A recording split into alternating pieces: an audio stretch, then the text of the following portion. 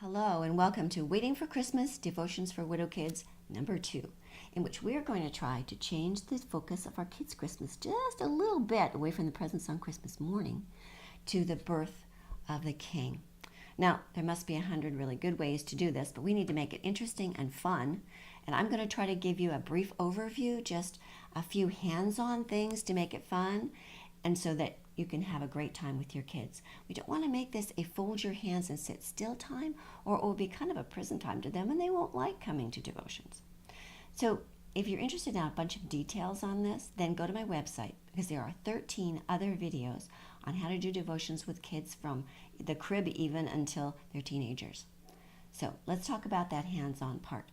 First thing you need to do is get yourself a tin or a bag they can decorate with you, or a box of some sort, and then go to the dollar store and get some little plastic manger fingers that they can handle in their hot little hands while you're talking. Because apples and cookies that we talked about in the last video can be gobbled down long before I was done with my story about Joseph and the angel. So you put them in this box, and then every night there's a little bit of mystery about what are they going to put out of that box tonight. And this is something they get to hold and hold on to while you're talking. Now, if you have city kids, then you probably have kids who manger is not a familiar object. This is when Google is going to be your best friend.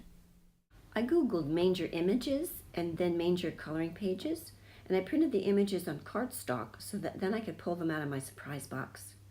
Then ask your kids, where do mangers belong? Well, a stable or a barn. Ask, why would the king of the universe pick a barn instead of a castle or a palace? And then wait for the answer. Maybe because a palace has guards and they only let a few people in? God wants all people, rich people, poor people, old people, and little people, to come to Jesus and ask him to live in their heart. Not with his fingers and toes, as I tell small children, but with his Holy Spirit. So what's on your spiritual wish list for your kids? If you watch Taming the Christmas Gimmies Part 4, you're going to see how huge this is going to be in your kids' lives, and they're going to love it. It'll be big for you too, thinking about maybe 10 years down the road to the teenagers that you'll be living with. Now, if you've already watched Taming the Christmas Gimmies Part 1, then you've learned some great ways to help your children be just joyful givers this year. In the next video, we're going to talk about the secret, the real secret to doing successful times like this with your kids. And it is a big deal, so you want to watch. Also, we're going to talk about some cheap stuff that you can use to do this with. So go have some fun. Here are the web addresses that you need. If after watching this you're feeling a little overwhelmed or stuck as to where to begin, you might go to Amazon.com and get this.